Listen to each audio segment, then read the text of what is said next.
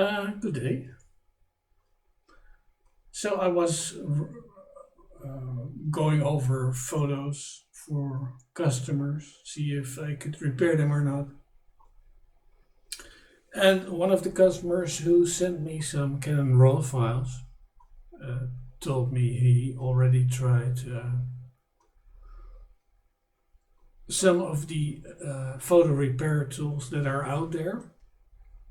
And then I decided to try those as well, because every now and then I do, to see if I can steal ideas from the competition, and or see if the competition has new features. I know the competition, or the tools like RepairIt or 4D Photo Repair, Stellar Photo Repair. These are the tools the customer tried and that I have tried and evaluated in the past. And I know when it comes to raw photos, they do not actually repair photos. They just extract, they try to extract preview JPEGs. And depending on the exact raw file type, you may be able to grab a thumbnail from it, a medium sized preview, or a full size preview. That's the case with the Canon RAW Type 3 files. There are 3 embedded JPEGs in there. And so none of these tools actually repair corrupt files. They just try to see if they can find preview JPEGs and extract them and present these to a customer or user as a repair result. And the other thing that occurred to me is that the customer tried 3 tools before he came to me. And that I wondered, why does he keep trying tools? But the thing is, with all of these 3 tools, they either repair the file for you or they don't. And they will not give you any kind of clues as to why the file cannot be repaired. And this is something I tried to think about when making JPEG repair. I wanted to be able to repair files that are repairable, but I also wanted to be able to determine if it does not repair a file, why this is. And is this a shortcoming of the tool, or is this because the file is fundamentally irreparable or does not contain any data that can be extracted from it? So what I did, I downloaded these tools, and I will go over them one by one. And like I said, there are 3 JPEGs inside these Canon RAW files. And so we know this, and we can verify this with the intact reference file. And so what I'm going to do is I'm going to include the reference file with the to be repaired files. So at least a repair tool should be able to extract the previews from this intact file. And we can go over pricing. Let's start with comparing pricing. This is RepairIt. I managed to get the price to where it only repairs photos. So no video, no zip files, no document files. So this is their minimum price for photo repair, I guess. This is WonderShare RepairIt.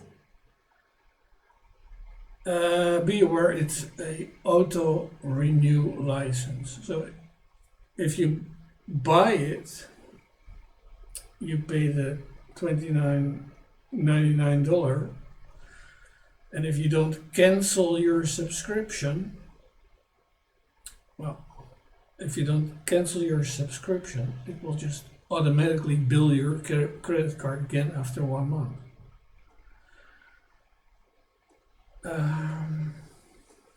If you would use it more often than just this one occasion, you can probably better get their perpetual license. So you only pay once, and then for the rest of your life you will not have to pay again, I suppose.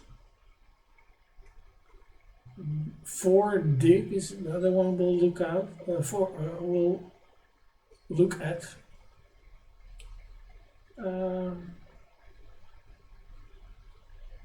$35.95. X edit. So with tax it's $43.50, and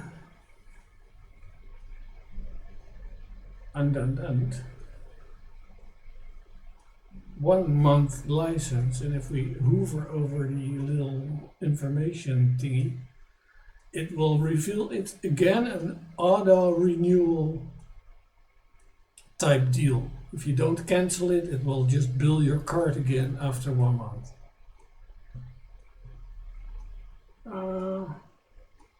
The Stellar tool is $49.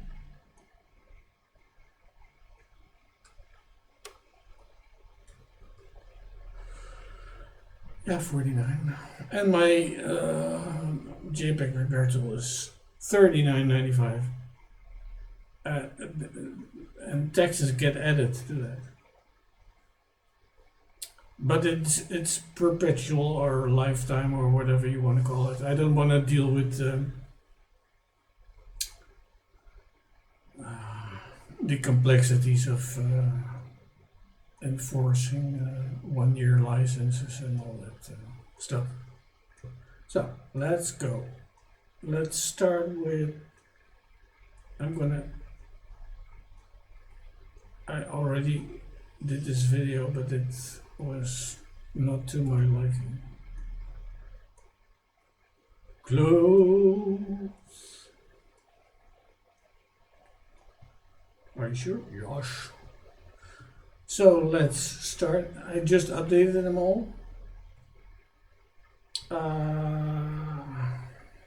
Stellar. No. And file repair by 4dig or whatever. And repair it. And I noticed that 4dig wanted me to that gave us the prompt for admin rights. I don't know why it would need those, but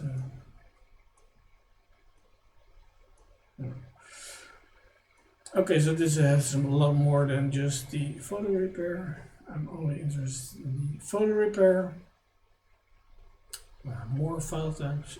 I want the photo repair. So I'm gonna try to do this as quickly as possible. So we know that there is in the in-text file there is a thumbnail, a medium typed preview, and a full res preview.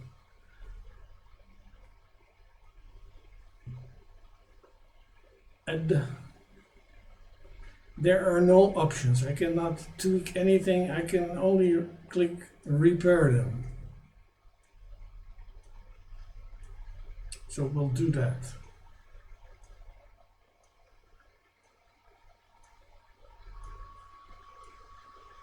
And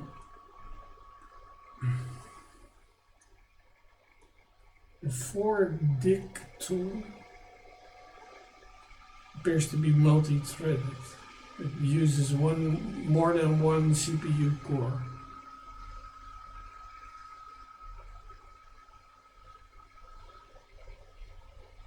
And this is the intact reference file it's working on right now. It failed. But okay, this one went quickly, this one went quickly. This is the intact reference file. This took a little while, but it failed. It did not get the embedded JPEGs out of the file. Now it offers me an option to advanced repair, and it will want an intact reference file. And we have an intact reference file. It already has the intact reference file, but we'll give it to it anyway. And it fails again. Basically, I've examined this type of tool before. And basically, repair for all these tools means extract. Try to extract a JPEG file out of it. And advanced repair is basically header repair. It will grab the intact header from an intact file and merge that with the corrupt file. That's what it is. We'll see later why header repair will never work in this case. But we'll see that later. Try to remind that. But it's disappointing that it did not even see the embedded JPEGs inside the reference file. So 0 points for 4D. It cannot even get repair the reference file. And then we go to repair it.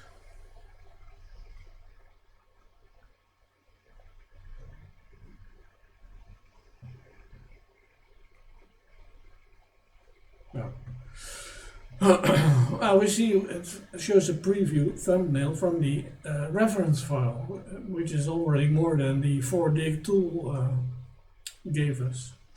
We have more options. We can now immediately switch to advanced repair, but let's start with the default repair. Now it moves the processed files to the repaired results. And then we see what I expected to see also with the 4dig tool, is that it gets the thumbnail, the medium size preview and the full size preview from the intact reference file. And again, advanced repair will not have any effect, but we'll give it a intact reference file, tell it to repair, and it will fill. Yeah, fill. And then we can do that 10 more times or 20 more times with 20 more reference files, but it will just be a waste of time. So I know, and we'll see later, that these corrupt files are basically beyond repair. They don't contain any photo type like data, so they cannot be repaired. Also, with an intact header will not just magically repair this corrupt data. So, and then we have the Stellar tool. This is the oldest tool.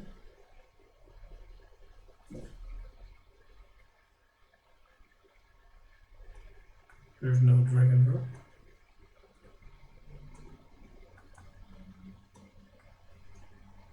How annoying is this?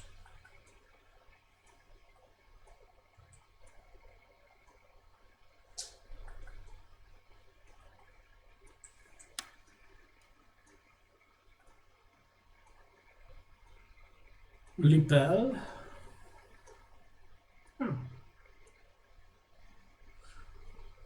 this was the reference file, and it finds two embedded JPEGs and not the large one.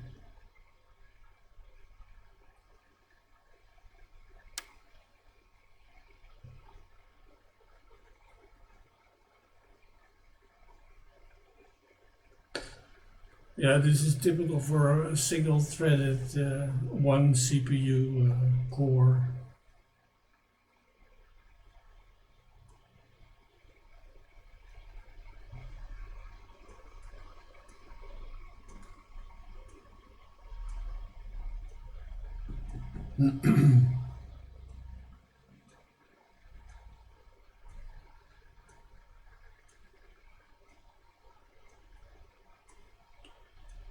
Yeah, repair complete. Well, it finds thumbnails in the corrupt files as well.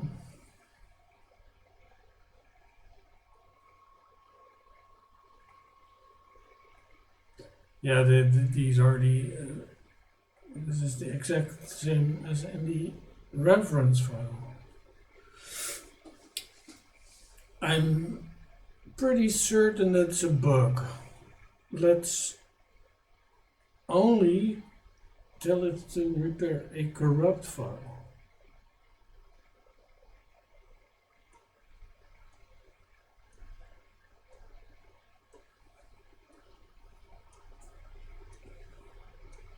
Come on, come on.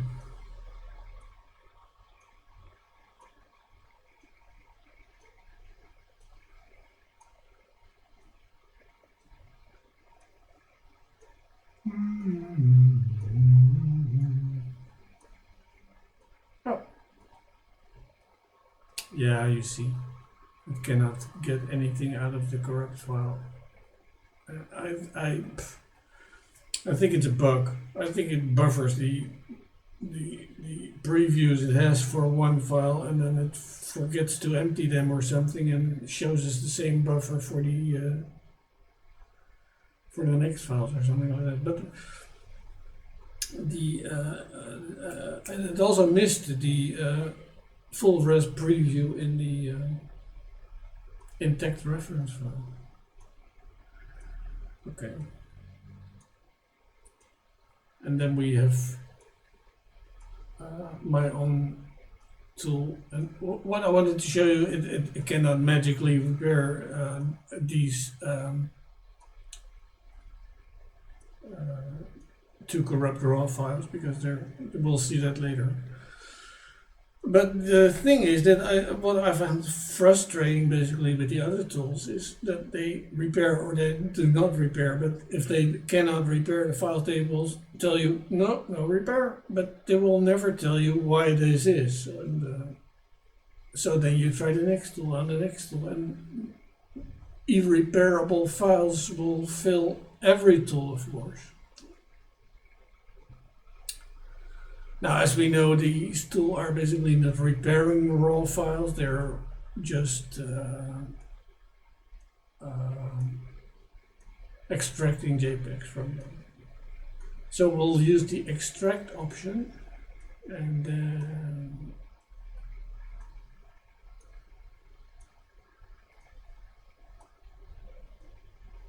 select all three of them like we did with the other tools. Now, JPEG-Repair will only extract one JPEG. If it finds a JPEG, it extracts it and it will go to the next file. It will not process that file further to look for more JPEGs.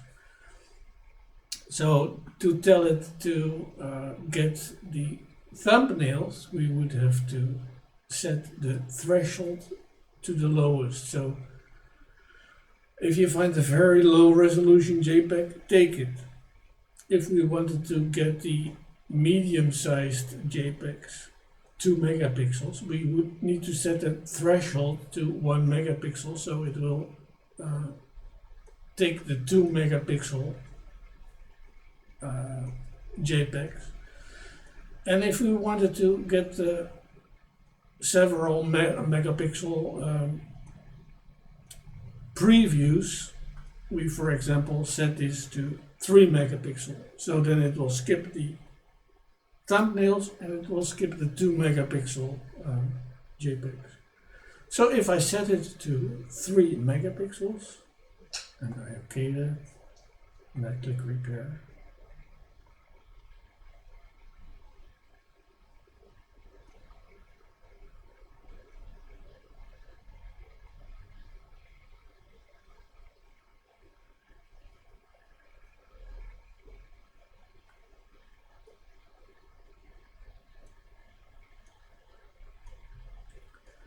I don't know what it's doing. This has never happened.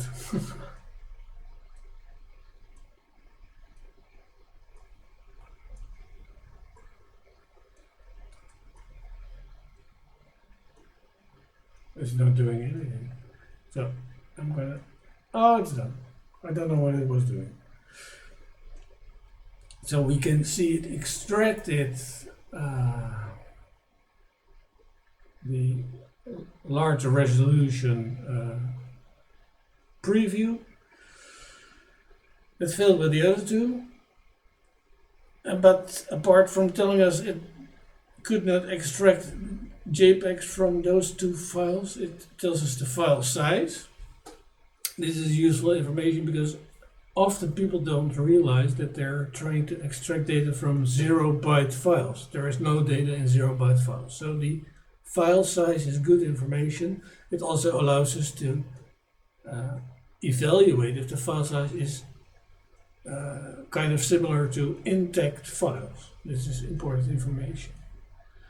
The entropy goes from 0 to 8, and it expresses the state of randomness of data inside a file.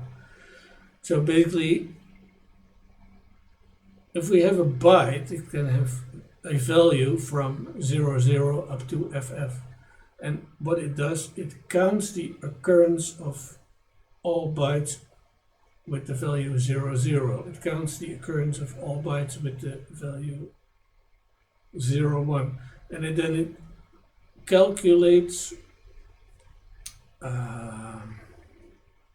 basically I cannot express it better than the amount of randomness.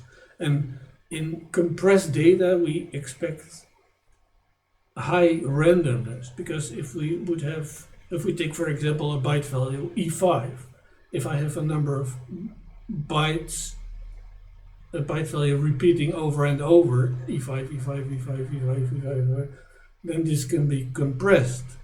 I can basically write an algorithm that says, okay, byte E5 will repeat 72 times or something like that.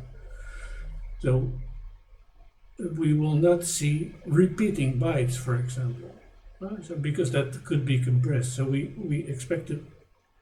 We can never predict if we have E5 byte value E5, then we cannot predict what the next byte value is going to be.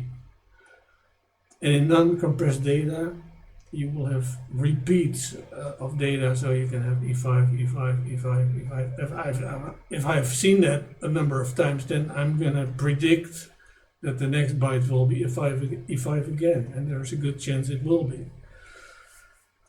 So entropy tells us something about the data, if it's compressed data or not. And JPEG, MP4, RAW photos, it's compressed data, so we expect high entropy.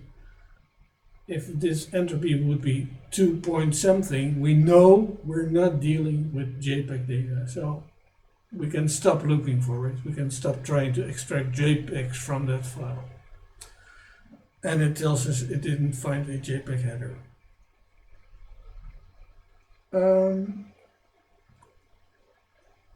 Now, if we would dig a little deeper and look at one of the corrupt files,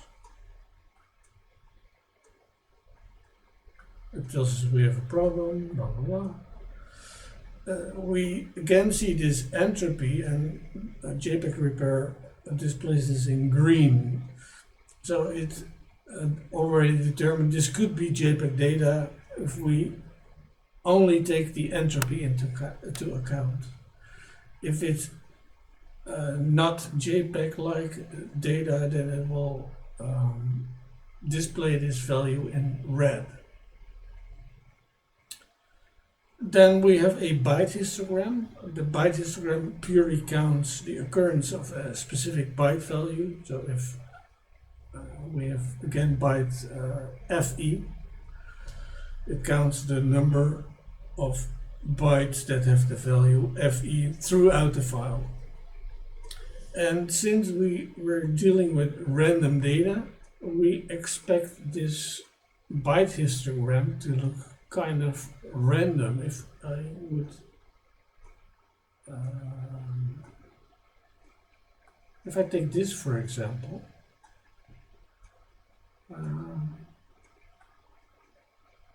if I would 9585, so this one,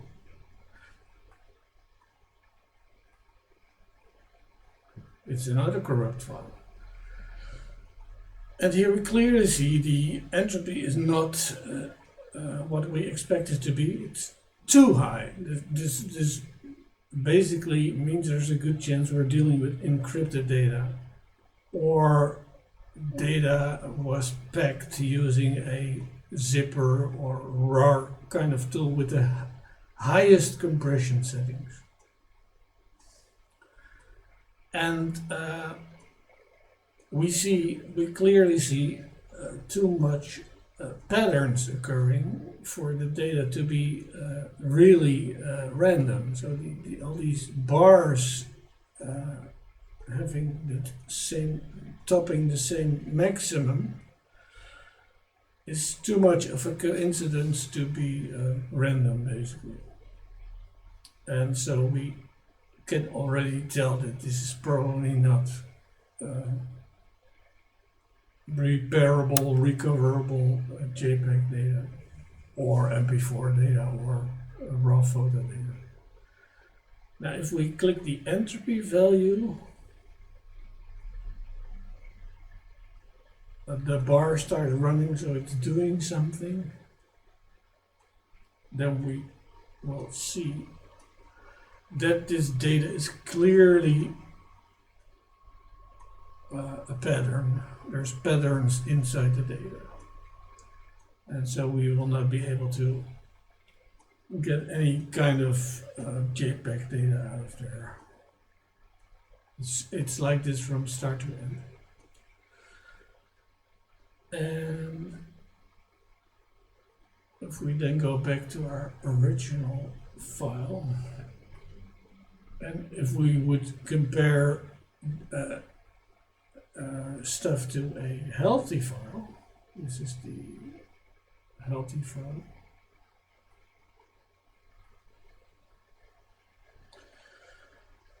This is what basically what a random enough byte histogram looks like. The one bar is nothing like the next bar, and so you can predict if the next bar will be higher or lower. There is no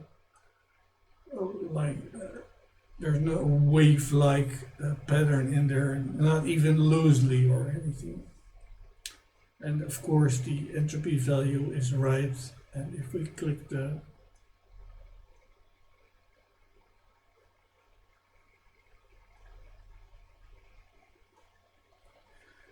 if we look at the byte map, this is what really random data should look like. This is the type of data we want to see.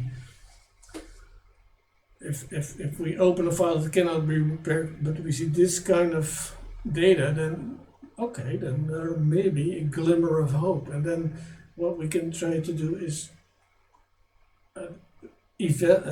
ask JPEG-Repair to evaluate if it looks like JPEG data or not. So I'll do that. It basically will look for byte combinations that are typically JPEG-like, or that should not occur in JPEG because it would violate the specification. So immediately I'm inside a area with blue pixels. So there are blue pixels randomly distributed throughout the map. There is not a single red pixel, so this is almost certain JPEG data. It is JPEG data. And this is still JPEG data, this is still JPEG data, this is still JPEG data. And then here we see red pixels distributed across the map. So this is where we do not find JPEG data, but here there's clearly JPEG data. And so if we would have a file that we cannot repair because JPEG-Repair, for example, says in this little arrow log window, I cannot find a JPEG header.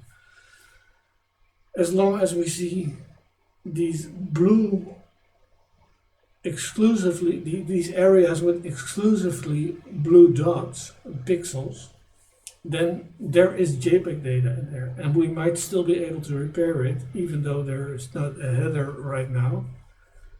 But then it's worthwhile investigating it further and getting a reference file, and then try have JPEG-Repair it in the patch mode. So anyway, that's what I wanted to talk about basically, I think. So the ability for when you use JPEG-Repair to kind of have closure, you can when you have files that for certain are not repairable, you will be able to tell using JPEG-Repair. So then you can stop chasing other tools and all that kind of stuff. Well, if you thought it was interesting and you appreciate the video, then please like and subscribe. It really helps the channel, the algorithm, the holy algorithm. And well, I think I addressed everything I wanted to address. Have a very nice day.